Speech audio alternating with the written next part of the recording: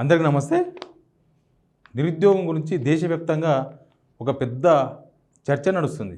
మన దగ్గర నిరుద్యోగులు ఏం చేస్తున్నారో మనం చూస్తున్నాం. కానీ దేశంలో ఏం నడుస్తుందో తెలుసా? నా వెనుక కనిపిస్తున్న ఒక వీడియో ఇది. ఈ వీడియో గుజరాత్ స్టేట్కు సంబంధించిన వీడియో ఇది.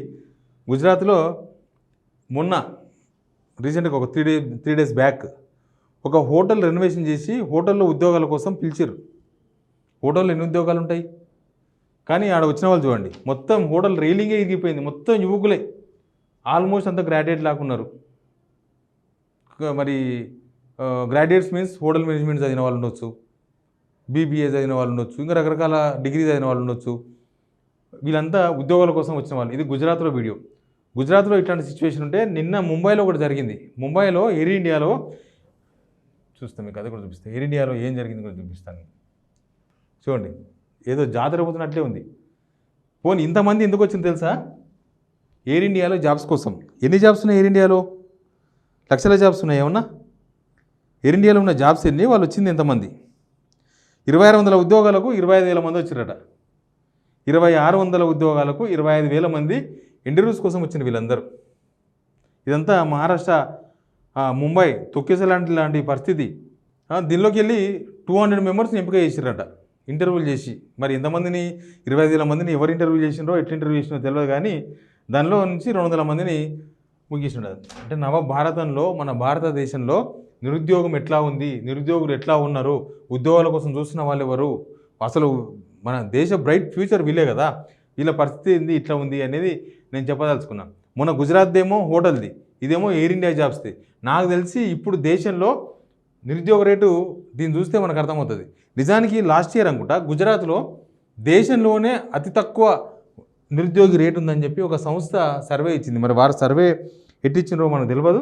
బట్ అప్పుడు ఇచ్చిన సర్వే అయితే ఎవరు ఇచ్చినట్టే, ఇది LPFR labour force participation rate అంటది అని ఒక సంస్థ దేశంలోనే గుజరాత్లో అతి తక్కువ, కిందికి వెళ్ళి చూస్తే ఫస్ట్ ప్లేస్లో ఉంది. గుజరాత్లో నిరుద్యోగత చాలా తక్కువగా ఉందని ఆ సర్వే సంస్థ చెప్పింది. ఇంకా ఇది 2023లో, ఇది 2024. ఇప్పుడు చూస్తేనేమో ఇది సిచ్యువేషన్. ఎక్కడ పిలిచినా నిజానికి మన తెలంగాణలో కూడా ఎవరు ఒక మాస్గా, ఒక మాసివ్గా ఈ ఏమంటారు జాబ్ మేళాలు పెడతలేరు. మనకు ఎలక్షన్స్ ముందు కొద్దిమంది నేతలు, లీడర్లు వాళ్ళ లాభం కోసమే, అసలు ఎన్ని జాబ్స్ ఇచ్చారో తెలియదు, ఏం జాబ్స్ వచ్చినో నాకు తెలియదు. కానీ కొంతమంది ఉద్యోగ మేళాలు పెట్టే ప్రయత్నం చేసిండ్రు. ఎందుకంటే యువతను ఆకట్టుకోవడానికి ఎలక్షన్స్ ముందు. ఇప్పుడు పెట్టమని చెప్పండి, గెలిచిన వాళ్ళు, ఓడిపోయిన వాళ్ళు ఎవరో ఒకరు ఉద్యోగ మేళాలు ఇప్పుడు పెట్టాలి తెలంగాణలో. మొన్న రేవంత్ రెడ్డి గారు ఒక మాట అన్నారు, 60 లక్షల మంది నిరుద్యోగులు ఉన్నారు తెలంగాణలో, ఎంతమందికి కానీ జాబులు ఇస్తాం, కుల వృత్తులు కూడా చేసుకోండి అని చెప్పిండ్రు. అంతకుముందు ముఖ్యమంత్రి గారు కూడా అదే చెప్పిండ్రు. అంతకుముందు ముఖ్యమంత్రి గారు కూడా అప్పుడు రేవంత్ రెడ్డి గారు తప్పట్టిర్రు. కుల వృత్తులు చేయమంటావా, యాదవులను గొర్రెలుగా చేయమంటావా, వీళ్ళని అది చేయమంటావా అని అన్నారు. తర్వాత రేవంత్ రెడ్డి గారు కూడా అదే దారిలోకి వచ్చేసిండ్రు. ఆయన కూడా సేమ్ అంతమందికి ఉద్యోగాలు ఇవ్వమని చెప్పి. అయితే ఎందుకు ఆ నిరుద్యోగత వచ్చింది? కరోనా టైం తర్వాత పెరిగిందా ఏమైనా నిరుద్యోగత? కరోనా టైం తర్వాత రకరకాల స్కీములని, రకరకాల ఇండస్ట్రీస్ అని ఏవో వచ్చినాయని చెప్పిండ్రు కదా. మళ్ళీ ఈ నిరుద్యోగులను చూసి ఏమని చెప్పాలి మనం? వీళ్ళంతా ఉద్యోగాల కోసం, ఇక్కడ కూడా ప్రైవేట్ ఉద్యోగాల కోసం నేను చెప్పేది. గవర్నమెంట్ ఉద్యోగాల కోసం పోటీ పడుతున్న వాళ్ళు 25 లక్షల మందో 30 లక్షల మందో లెక్క ఉండొచ్చు. TGPS దగ్గర రిజిస్టర్ చేసుకున్న వాళ్ళు, లేకపోతే మిగతా వాళ్ళు. కానీ TGPSలో రిజిస్ట్రేషన్ చేసుకోలేని వాళ్ళు కూడా చాలామంది ఉంటారు. ఇప్పుడు రిజిస్ట్రేషన్ ఓపెన్ చేస్తే తెలుస్తుంది. గత ప్రభుత్వం 2015లో రిజిస్ట్రేషన్ చేసినప్పుడు 25 లక్షల మంది. ఇప్పుడు ఓపెన్ చేస్తే రేవంత్ రెడ్డి గారు చెప్పినట్లు 50 లక్షల మంది, 60 లక్షల మంది వచ్చేటట్టున్నారు. ఎందుకంటే ఈ 10 సంవత్సరాలలో ఇప్పుడు ఈ గ్రాడ్యుయేట్స్ అందరూ ఉన్నారు కదా, వాళ్ళకి ప్రైవేట్ జాబ్స్ ఎన్ని వచ్చినాయి. మన దగ్గర ఐటీ సెక్టార్లో కొంత బెటర్గా ఉన్నాం మనం. ఐటీ సెక్టార్లో ఎందుకు బెటర్గా ఉన్నామంటే బెంగళూరుతో పోలుస్తాం. ఎప్పుడైనా సరే మనం దక్షిణ భారతదేశంలో బెంగళూరు ఒక సిలికాన్ వ్యాలీ టైప్ థింగ్ కాబట్టి అక్కడ ఐటీ ఎక్స్పోర్ట్స్ ఎక్కువగా ఉంటాయని. కానీ బెంగళూరుకు దగ్గర మనం ఐటీ ఎక్స్పోర్ట్స్కి వచ్చినాం. బెంగళూరుతో పోటీగా మనం ఇక్కడ ఎంప్లాయ్మెంట్ కూడా ఇచ్చినాం.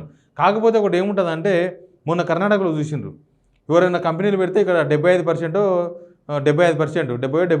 మొత్తం స్థానికులకి ఇవ్వాలని చెప్పి ఏదో ఒక జివో ఇచ్చే ప్రయత్నం, ఒక కానూన్ తీసుకొచ్చే ప్రయత్నం చేసింది, క్యాబినెట్ ఆమోదించిందని. దానివల్ల చాలా కంపెనీలు దాన్ని రిజెక్ట్ చేసినాయి అంటే దాన్ని వ్యతిరేకిస్తున్నాయి. అట్లయితే మేము కంపెనీ ఎట్లా పెడతామని.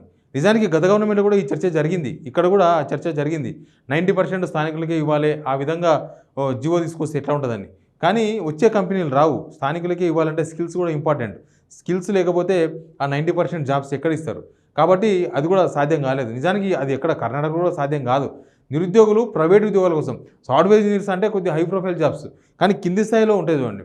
డిగ్రీ చదువుతారు, వాళ్ళకి టీచర్ ఉద్యోగం రాదు, డిగ్రీ చదువుతారు, వాళ్ళకి ఇంకో దగ్గర ఉద్యోగం రాదు, చిన్న చిన్న జాబ్స్ కోసం ప్రయత్నం చేస్తూ ఉంటారు.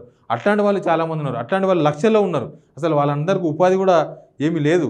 కాబట్టి నిరుద్యోగం అనేది తెలంగాణతో పాటు దేశం అంతా చాలా ఎక్కువగా కనిపిస్తుంది. దేశంలో అయితే ఇట్లాంటి విజువల్స్ చూసినప్పుడు అయితే చాలా ఘోరం అనిపిస్తుంది.